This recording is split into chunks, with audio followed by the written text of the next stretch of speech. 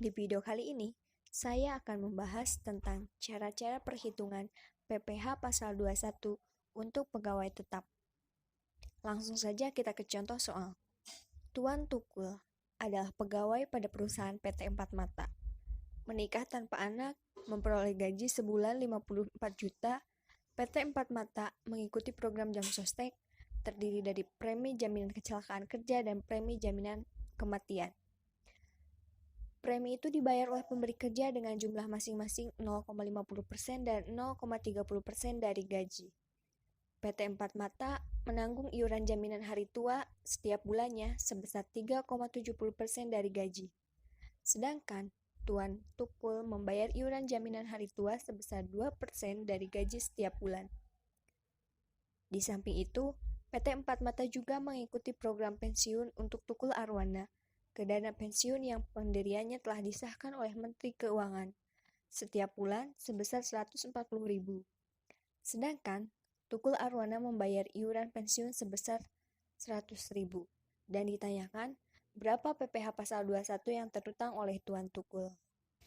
Dari soal tersebut diketahui bahwa gaji per bulan Tuan Tukul 54 juta, premi kecelakaannya 270.000 dan premi kematiannya 162.000. Iuran pensiunnya 100.000 dan iuran THT-nya 1.080.000. Nominal yang dicantumkan untuk iuran pensiun dan iuran THT adalah nominal yang dibayarkan oleh pekerja, bukan oleh pemberi kerja, karena iuran yang dibayarkan oleh pemberi kerja bukan termasuk ke dalam objek pajak. Ada beberapa langkah dalam perhitungan PPh pasal 21 untuk pegawai tetap.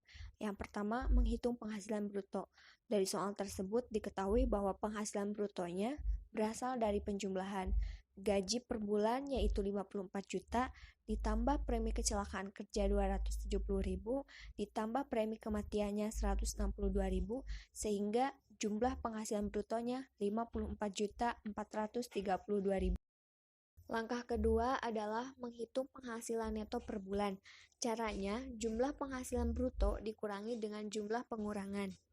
Adapun yang termasuk ke dalam pengurangan di sini, 1. Biaya jabatan, tarifnya 5% dikali jumlah penghasilan bruto dan maksimal 500.000 per bulan. Kemudian ada iuran pensiun 100.000 dan iuran THT 1.080.000. Jadi totalnya 1.680.000.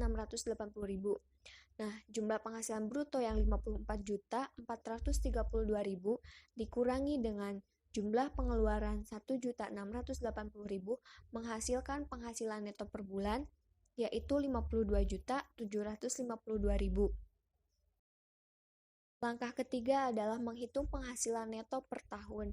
Caranya, 12 bulan dikali dengan jumlah penghasilan neto per bulan. Di sini jumlah penghasilan neto per bulannya adalah 52.752.000 dikali 12 bulan sama dengan 633.024.000. Langkah keempat adalah menghitung PKP, yaitu penghasilan neto per tahun dikurangi dengan PTKP. PTKP yang terbaru untuk wajib pajaknya 54 juta, status kawinnya 4.500.000 dan untuk satu orang anak 4.500.000. Karena status Tuan Tukul menikah dan tidak punya anak, maka jumlah PTKP-nya adalah 58.500.000. Penghasilan neto per tahun 633.024.000 dikurangi dengan 58.500.000 menghasilkan PKP sebesar 574.524.000. Langkah kelima, menghitung PPh pasal 21 dengan tarif pajak pasal 17. Karena PKP Tuan Tukul lebih dari 500 juta per tahun, maka dikenakan 4 lapisan tarif pajak. 5% dikali 50 juta, 15% dikali 200 juta, 25% dikali 250 juta, dan sisanya 30% dikali 74.524.000. Sehingga total PPh 21 per tahunnya Rp117.357.200. Langkah terakhir yaitu menghitung PPh pasal 21 per bulan. Tadi diketahui bahwa PPh pasal 21 per tahunnya adalah 117.357.200. Kemudian dibagi 12 bulan menghasilkan Rp9.779.766. Jadi, pajak penghasilan pasal 21 yang terutang oleh tuan tukul setiap bulannya adalah sebesar Rp9.779.766. Selanjutnya PPh pasal 21 untuk pensiun. Penghasilan neto sama dengan penghasilan bruto dikurangi biaya pensiun, yaitu 5% dari penghasilan bruto, maksimal 2.400.000 per tahun atau 200.000 per bulan.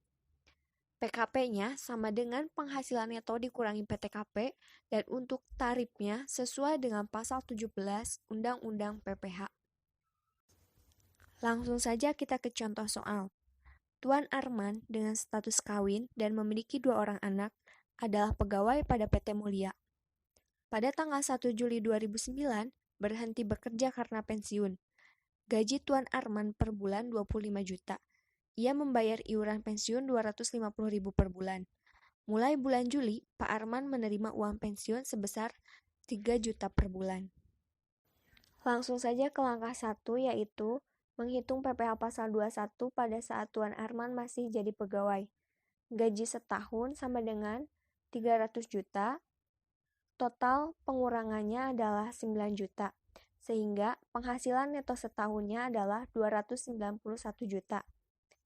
PTKP Tuan Arman karena Tuan Arman berstatus menikah dan memiliki 2 anak, jadi jumlah PTKP-nya adalah 67.500.000.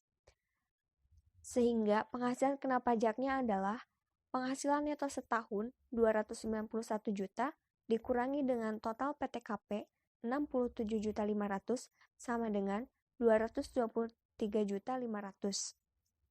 Jadi, PPh pasal 21 yang terutang, Tuan Arman dikenakan 2 lapisan.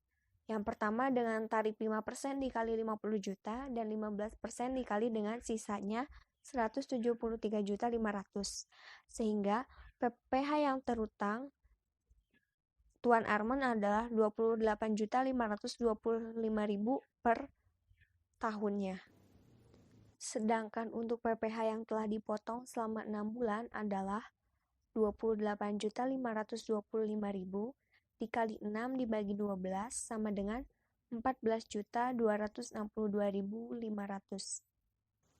Langkah kedua yaitu menghitung PPh pasal 21 yang sebenarnya pada saat Tuan Arman masih sedang menjadi pegawai. Gaji Tuan Arman selama 6 bulan adalah 150 juta. Total pengurangannya adalah 4.500.000 sehingga penghasilan neto 6 bulannya adalah 145.500. PTKP Tuan Arman dengan status kawin dan memiliki 2 orang anak ada 67.500. Sehingga penghasilan kena pajaknya menjadi 78 juta. Tuan Arman dikenakan 2 lapisan tarif. Yang pertama 5% dikali 50 juta dan 15% dikali 28 juta. Jadi, jumlah PPh pasal 21 yang sebenarnya pada saat Tuan Arman masih sebagai pegawai adalah 6.700.000. Sedangkan PPh pasal 21 yang telah dipotong Tuan Arman adalah 14.262.500, maka lebih dipotong 7.562.500. Langkah ketiga yaitu menghitung PPh pasal 21 untuk uang pensiun dengan menggabungkan PPh pasal 21 saat masih menjadi pegawai dan PPh pasal 21 yang sebenarnya saat masih menjadi pegawai. Uang pensiun yang diterima oleh Tuan Arman setiap 1 bulannya adalah 3 juta, sedangkan yang menjadi pengurangnya adalah biaya pensiun sebesar 5% dikali 3 juta, yaitu 150.000, sehingga penghasilan neto 1 bulannya adalah 2.850.000. Penghasilan pensiun yang disetahunkan dari bulan Juli sampai dengan bulan Desember sama dengan 6 bulan dikali 2.850.000, yaitu 17.100.000. Penghasilan neto sebelum pensiun sebesar 145.500 ditambah dengan penghasilan pensiun yang disetahunkan menjadi Rp162.600.000. Untuk PTKP Tuan Arman, tadi diketahui bahwa Tuan Arman statusnya menikah dan memiliki 2 orang anak, sehingga total PTKP-nya adalah Rp67.500.000, sehingga penghasilan kena pajak Tuan Arman adalah Rp95.100.000. PPh pasal 21 yang terutang dikenakan 2 lapisan tarif, yaitu 5% dikali 50 juta dan sisanya 15% dikali 45.100.000, sehingga PPh pasal 21 yang terutang pada PT Mulia adalah 9.265.000. Maka PPh yang terutang pada dana pensiun selama 6 bulan adalah PPh pasal 21 gabungan sebesar 9.265.000 dikurangi dengan PPh pasal 21 yang sebenarnya, yaitu sebesar 6.700.000, sama dengan 2.505.000.